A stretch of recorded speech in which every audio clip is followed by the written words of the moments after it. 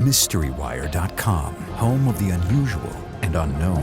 From Area 51 to the paranormal, it's your source to the most vetted UFO stories and special investigations in the world. Take a journey into the universe of MysteryWire.com. So, Katie, just for background, tell us a little bit about your background. How did you get into this topic? What is your topic?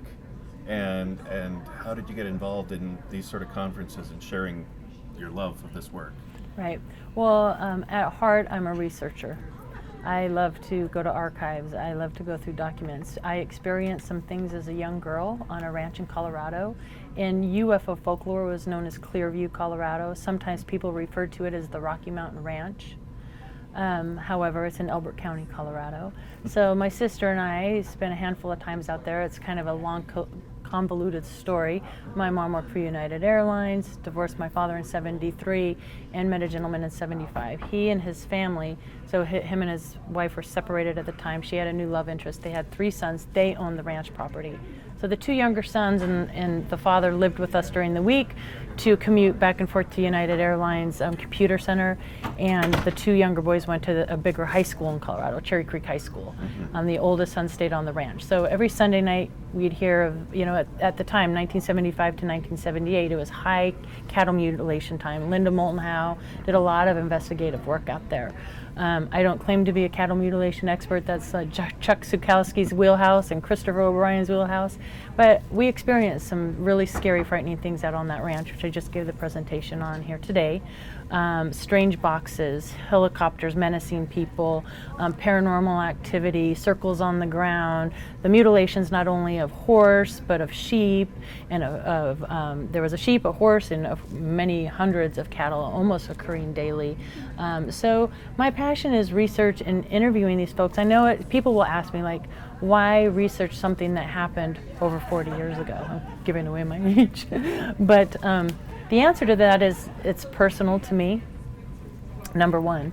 Number two, the activity is still occurring, as I've learned at this conference. There's other ranches that are encountering these strange boxes and the strange noises and the Sasquatch creatures. There was white Sasquatch, they called them white fuzzies out there at the time. So we haven't solved what this is yet. We had confirmation and things through NORAD, and the Colorado Bureau of Investigation was involved. And if you know, Elbert County just is not too far from, Colorado Springs Air Force Academy and Camp Carson and that. So it's just been a passion. I started investigating this back in 2012. I joined MUFON, came in as a field investigator and worked my way up the ranks and did my due diligence with cases. And I just love interviewing people and asking those questions, because even Project Blue Book, they were really focused on nuts and bolts craft. We saw a sphere, we saw this, we saw that. And now you can go back all these years later and say, well, wait a minute, what about the high strangeness stuff? Did you have paranormal stuff going on in your house? Have you seen these weird blue orbs or the orange orbs or, or? So, that's what I enjoy doing. So, with the ranch, we'll talk about that real quick. Okay. It's been compared to Skinwalker Ranch, which seems everybody knows these days, and has its own TV show and everything. Would you rank it in that sort of level? It's interesting, and I started the presentation. What I really want people to understand is, when I was a kid, we were threatened not to talk about this by disembodied electrical voices.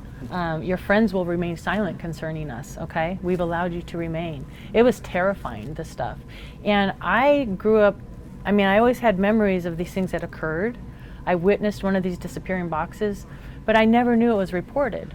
I never knew anybody knew anything about it. And so one day in 2013, I come across a book, Hunt for the Skinwalker, by George Knapp and Colm Kelleher. Do I say that? Kelleher, PhD. And I'm reading the book, not knowing anything about Skinwalker Ranch, just thinking it had the word ranch on it. And I come to their chapter, Other Hotspots, and in there they talk about the Colorado Ranch. There's several pages in that book talking about our family's ranch. And of course the names and the location was changed, but I knew, because of the weird dynamic of the family, like, that's it. And so it was through George's book that I learned that Dr. Leo Sprinkle, John Durr, and Peter Van Arsdale were the initial investigators out there on the property. And so called my state director at the time. I need to get in touch with Leo Sprinkle. Got in touch with him. He wrote me a letter back really quickly, handwritten letter. He doesn't do computers or internet or anything, confirming that yes, this is the blank ranch in Elbert County, and I was out there next week looking through all the original files. And then Dr. John Schuessler bestowed upon me the original briefing document for back in the day. It was chock full of interesting information, and it's just been a rabbit hole that I've jumped in and I can't get out of now. On Dr. Leo Sprinkle, though, one night in a dream, what happened, I went to research the ranch. 82 boxes are at the Heritage Center in Laramie, boxes and boxes of this pioneer's work, handwritten letters from people all around the world from the 60s, 70s, 80s, 90s.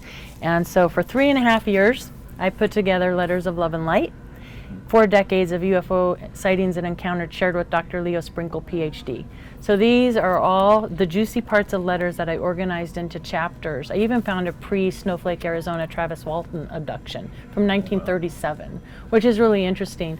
And I've got to know Leo really, really well. And to do this book, one thing this book did for me is made me very humble very fast, because when you're looking at the lifetime work of a pioneer like Dr. Sprinkle, you realize that we're just reinventing the wheel.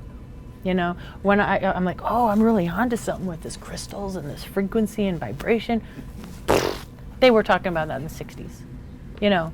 So for me, it's a mission of just trying to find just little bits of new information that we can share. And, you know, I like to hide away in dusty boxes, but at some point you come out and you share it. So that's where I am right now on my path, is sharing. And as you hinted at, you do have some information that you're researching right now that goes back a few years. Tell us about that. Well, this is a case that came to me. Yeah. This is a case that came to me a couple of years ago. Brigadier General Arthur Exxon, and there was rumored that one of the Roswell bodies from *47 was taken to a mortuary outfit in Denver, is the exact quote. And as fate would have it, and some weird synchronicities happen, I received this case from the mortician's, her father was best friends with the mortician Lou. Lou just recently passed away. I was glad I got a camera out there and interviewed him.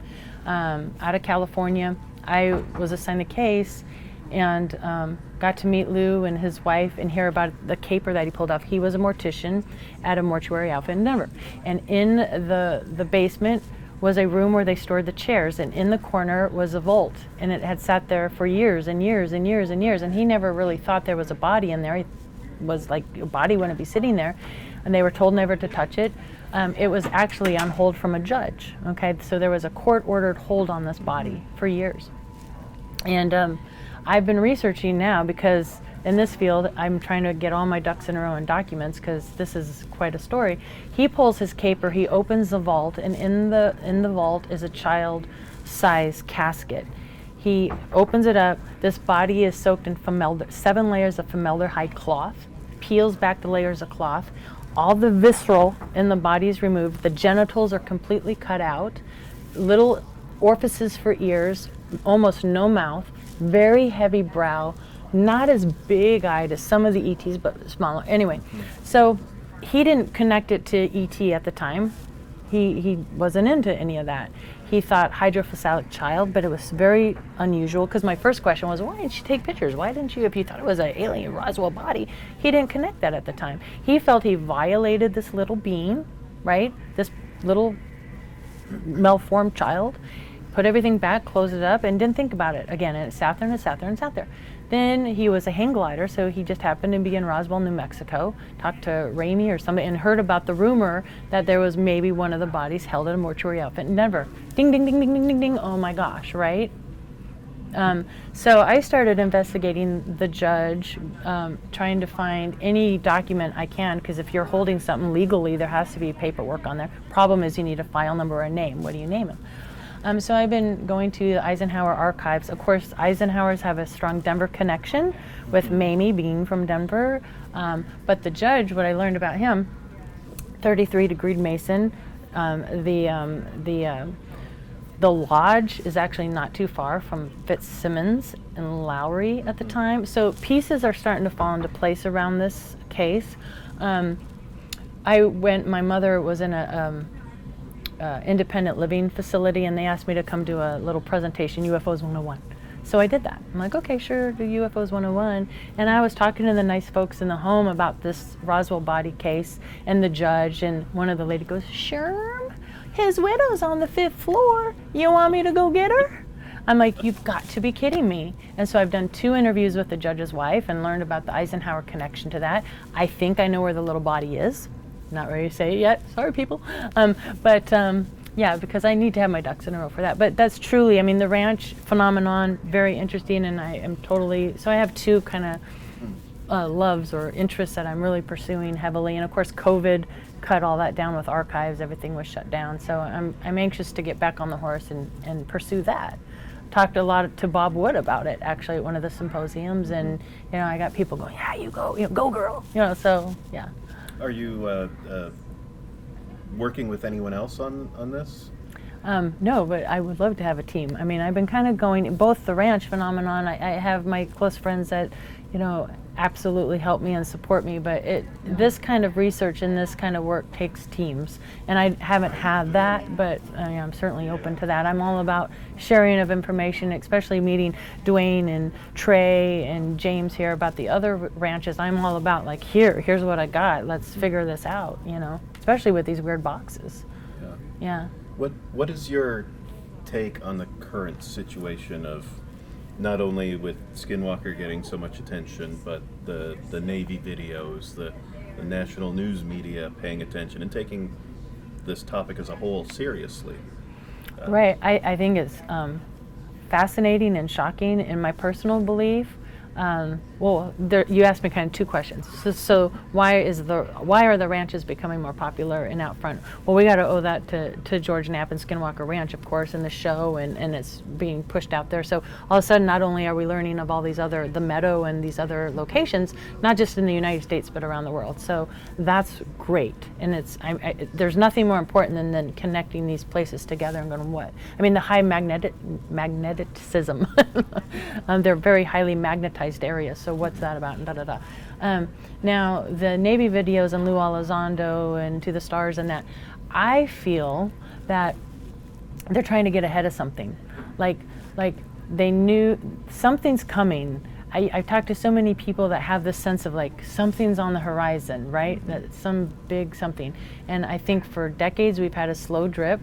I think they're trying to get ahead of something and prepare the public for whatever this news is going to be. I don't think we're going to learn nothing explosive all at once. You know, I think we'll be like womp womp womp a little bit. But there's nothing bad about this coming to the forefront, because before, you know, even just 2 years ago when they said, what do you do, Katie? I'm like, and because I was a graphic designer, you know, I have my degree in visual communications, and I stopped all that to do this full time and to write the book. And they're like, really? Why? Like, you know, and now with all this coming out, almost every day there's something on the news. I'm like, yeah, you see, you know, so that's kind of nice.